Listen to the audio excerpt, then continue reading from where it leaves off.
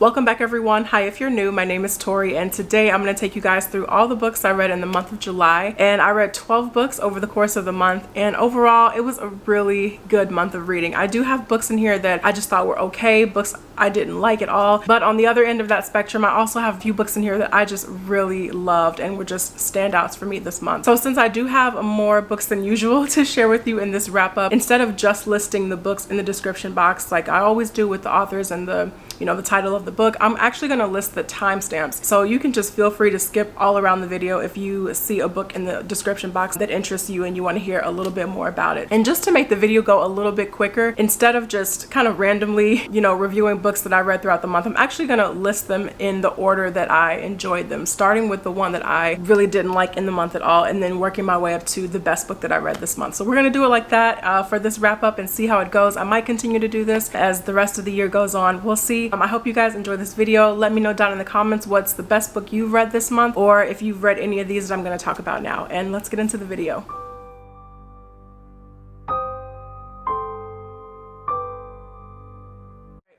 Okay, so starting with the book that I didn't enjoy in the month at all, the first book is Horrorstor, and this is by Grady Hendrix. The best thing about this book is its unique structure, its format. If you couldn't tell, this is just a total play on IKEA catalog. But yeah, I mean, the story itself was just, it's not a whole lot that really grabbed me just in terms of the plot and how that story progressed throughout the book. But in this, we're following this young woman named Amy, who is an employee at this furniture store named Orsk. And Orsk is set up pretty much like IKEA. If you've been to an IKEA, you know just how massive it is, how many rooms there are, the layout, the structure is just like an amusement park almost. It's just one big maze. And so Amy, she's been at Orsk for a while, and she's just doing her job to get by. She's not really attached to the place, not really close with any of her co-workers. She just wants to do the job and get home pretty much. But some really strange things begin happening at Orsk. At first it's just really innocuous things, but then it starts to progress into things that the staff,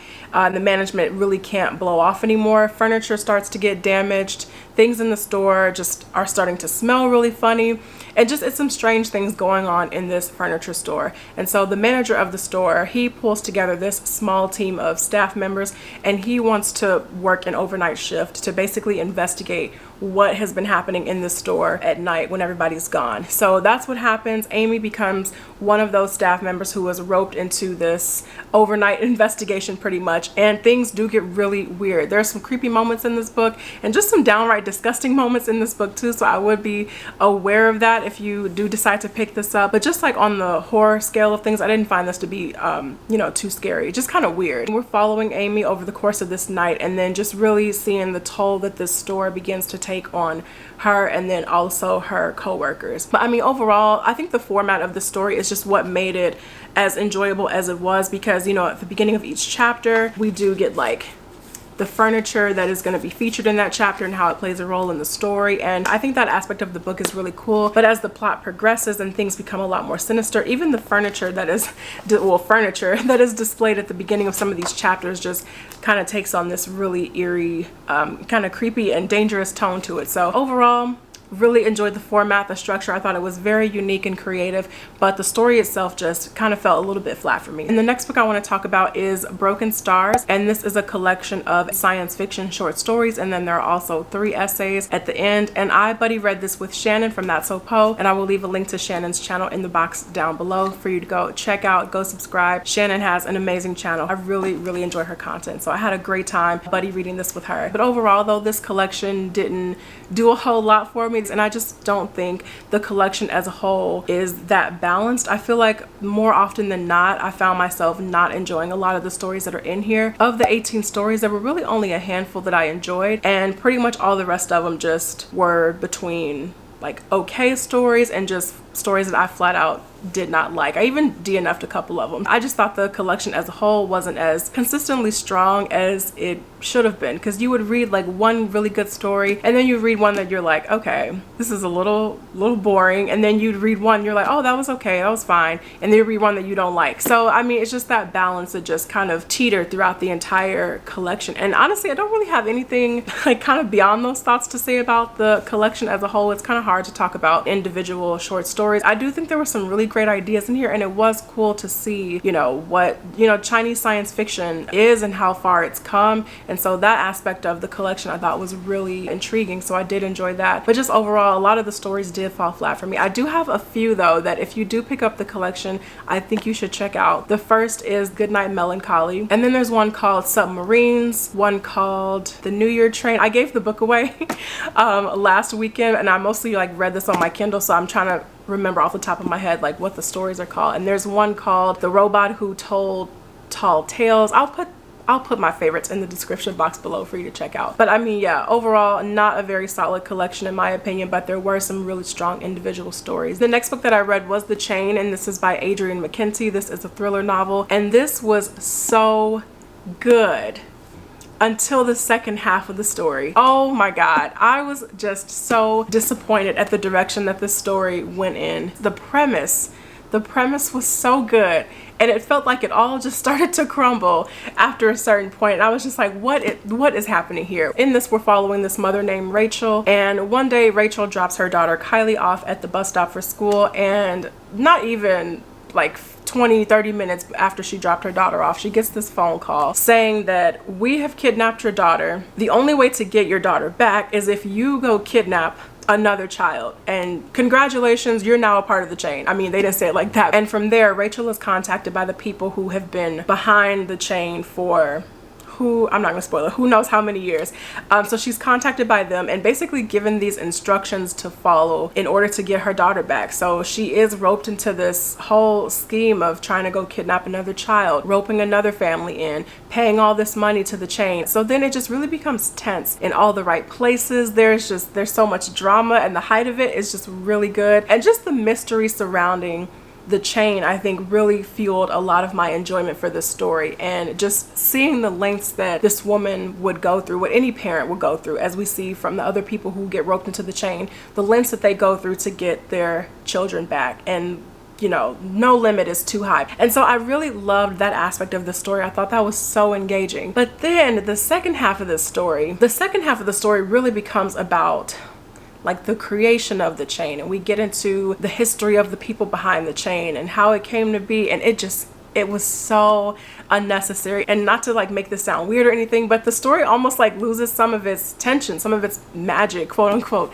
that made the story really entertaining and refreshing in the first half. And I just feel like we got bogged down with a lot of like historical details about the chain. I don't know, I feel like we could have really left it at that just basic premise and we all would have been fine. The next book I want to talk about is one that I just did a vlog on last weekend, and that is The Jasmine Throne by Tasha Suri. And honestly, my thoughts have not changed about this book. And I know I said in that vlog like, oh, I'll go into a little more detail, but I don't think I have really anything else to add to this conversation about this book. My enjoyment for this book was really strong in the beginning. I was really loving the world building, the characters, and then just the longer the book went on, the more, I mentioned this in my vlog, the more just disengaged I was feeling. This is an epic fantasy novel. We have a pretty sizable cast of characters, but we have two that are kind of the center of the story. We have Princess Melini, who is princess of this empire, and then we also have Priya, who has been a maidservant at this temple since she was pretty young. And so Priya and Melini's paths collide when Melini is sent to this temple in exile. As I mentioned before, I love the two of them. I thought their relationship was great. It's just the other characters that we focus on in this story, I think, really started to drag the story down for me in a lot of places. As the story progresses, we learn that Priya actually has these abilities, that she's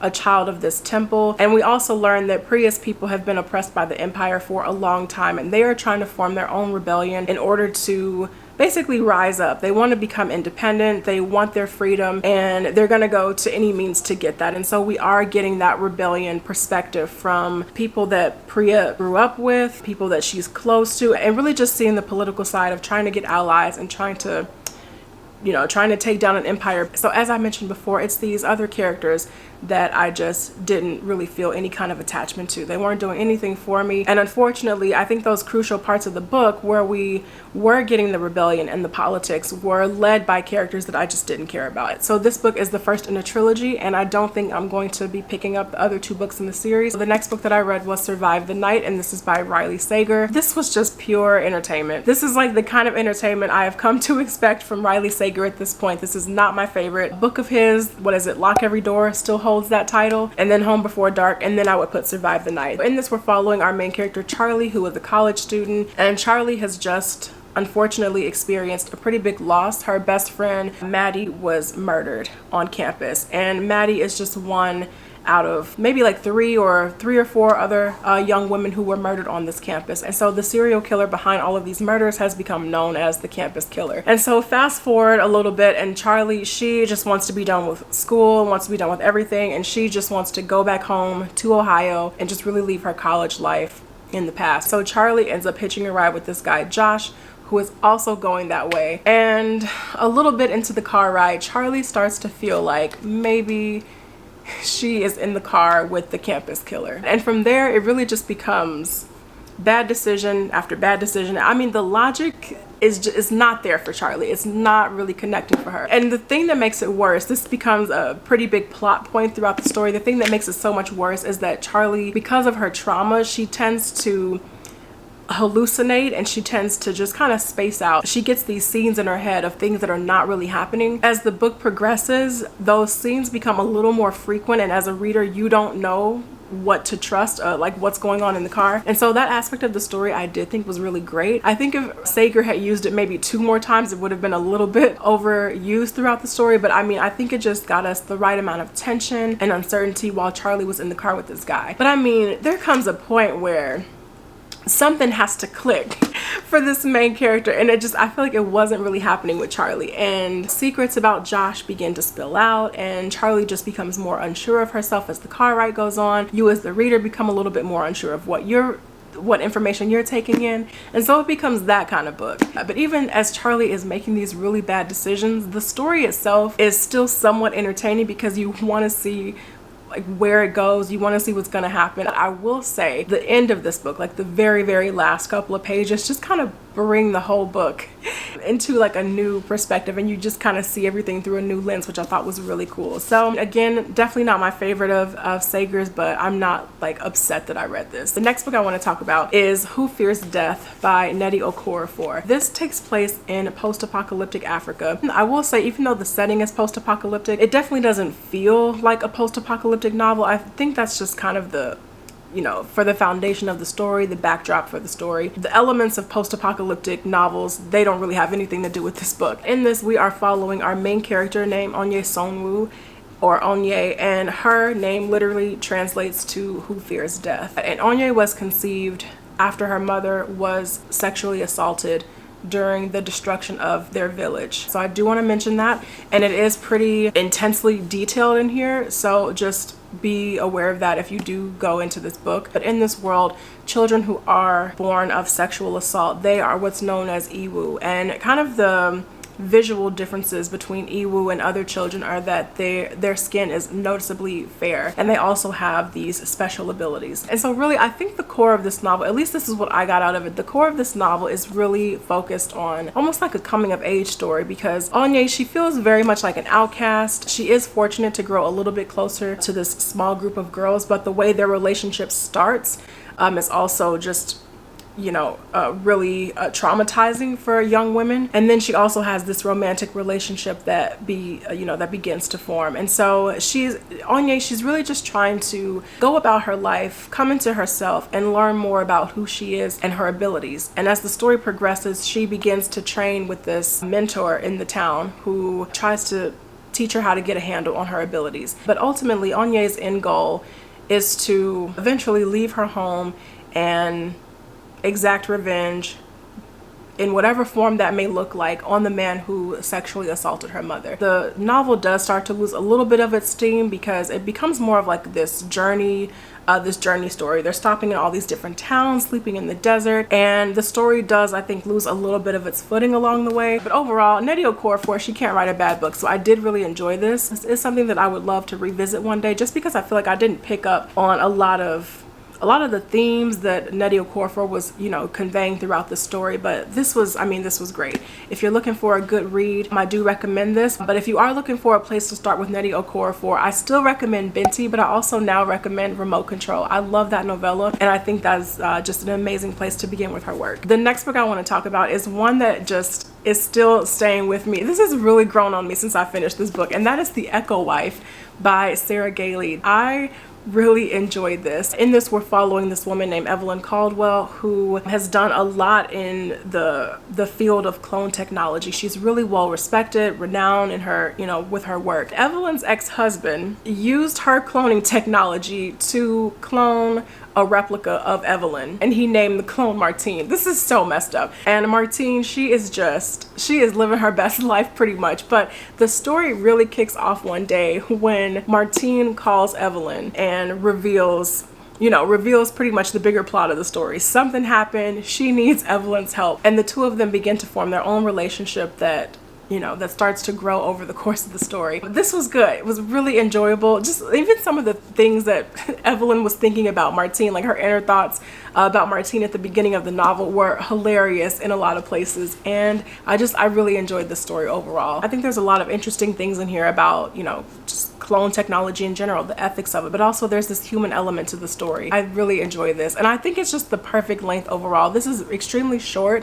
I think it's just as long as it needs to be, and I think Sarah Gailey just accomplished a great story in a short space. So I did enjoy this, and I recommend this. The next book I read was Six Wakes by Mur Lafferty, and this was also really enjoyable. I had no expectations for this book going into it. This was just something that has been sitting on my shelf and on my TBR for a long time, and I was just thinking, I need to just tackle some of the books, and I must be on a clone kick because this also deals with clones. So in the future, clones are very much a thing, and there are all these rules that dictate what clones can and can't do, the ethics of what they can and can't do. And so we're following a crew of clones on this like generational ship, and the clones on this ship have been tasked with getting all of these people to this new planet. And these clones, they have criminal histories, and really to atone for those, to kind of wipe their slates clean, they've all agreed to, you know, get on this ship and transport those people to the new world. In this world though, memories from old clones can be transplanted into new clones, so when they die, the new clone will wake up and have the memories of their, you know, their previous clone. Well, this story starts when the entire crew of this ship wakes up in the clone bay because their previous selves have just been murdered, and they wake up and they don't have their memories of what happened. So really the novel becomes this just wild mystery of trying to piece together who on this ship just committed murder, and all of them in their own ways like might be capable of it given their histories and their pasts.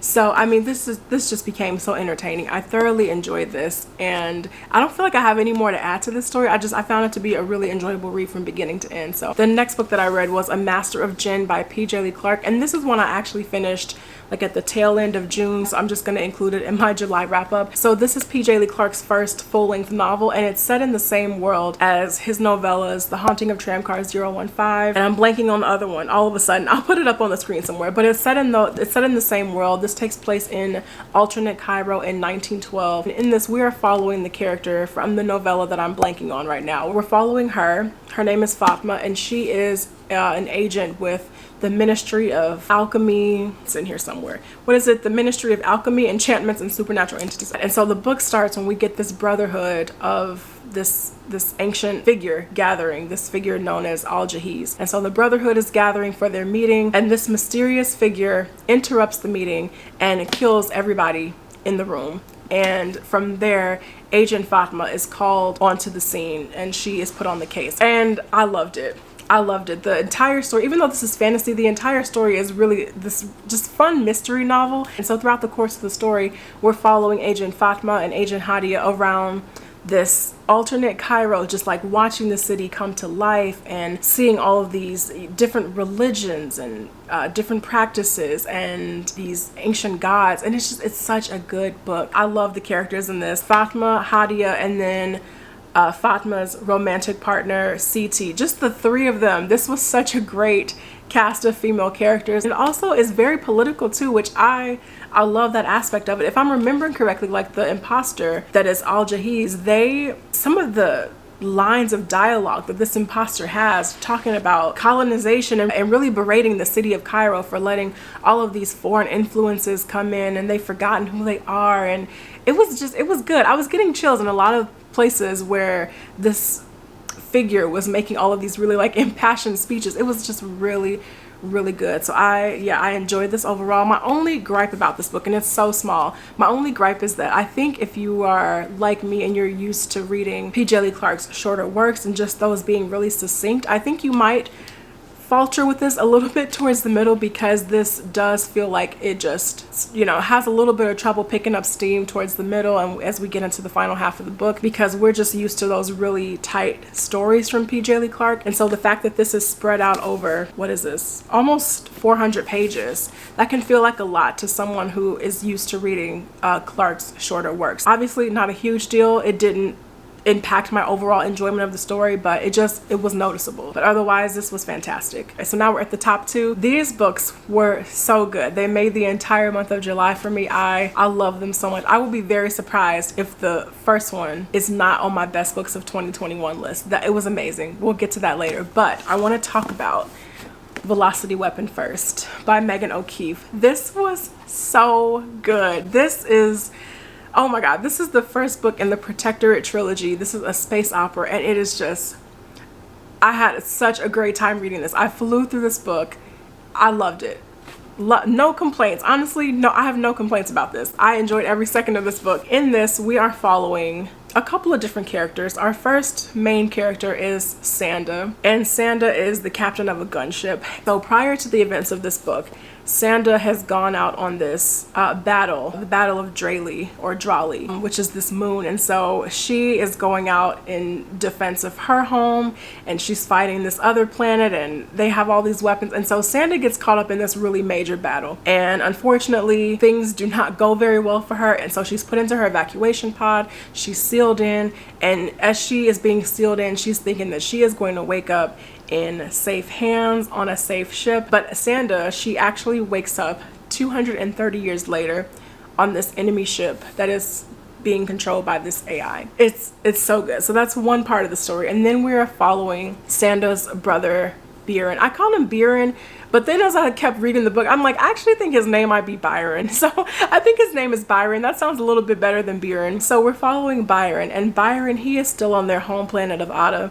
And Byron is where, I mentioned this in my vlog, Byron is where we're getting a lot of the politics of the world, and he is what's known as a keeper. And so the keepers are part of this group known as the Protectorate, and they are responsible for, you know, protecting the people. They are kind of like the governing body for their people. And so Byron, he gets news that Sanda's ship has been blown up, and he still gets the feeling though that she might be alive. And so he makes it his mission to figure out what is going on and to see if he can do something to hopefully save his sister. And so that's another perspective that we're getting. And then in our other perspective, our other major perspective, we have Jules, who is part of this kind of ragtag crew. They go scavenge for different things, but on one mission, Jules and her crew, they stumble upon something that could be really important to the keepers and to the Protectorate as a whole. And then her life is in danger, and we really go from there. We start getting their different perspectives, things start colliding, and it is so good. I don't know. It's really all I have to say about this. It's so good. I love this book.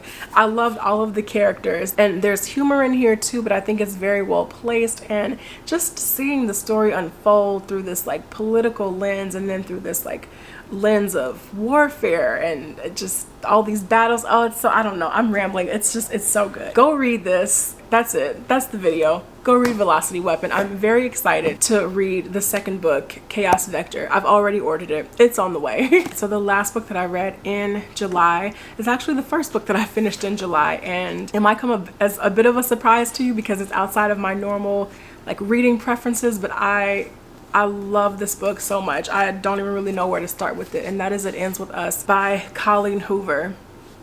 This was amazing. I need to like get in the mindset to talk about this book. This was I don't even know where to start with this. We are following this main character, Lily, and after her father's funeral, Lily, she just kind of needs to escape, get away, get some air, and she goes to this rooftop, and it's on this rooftop that she meets this man named Ryle, who is a neurosurgeon, and the two of them have this connection. They kind of hit it off, and a relationship begins to form when they run into each other again. So over the course of the story, we begin following Lily and Ryle's relationship, watching them grow together, but we're also getting the story in flashbacks, and we're also seeing Lily when she was, you know, a teenager, and we see her with her first love, Atlas, who was homeless and living like in this abandoned house that was next to hers. And so in the past, the two of them begin to form their own relationship. And so in the present day, as things become a little more serious with Ryle, Lily begins to like reflect on the relationship that she had with Atlas when she was a teenager, and the love that they shared, and how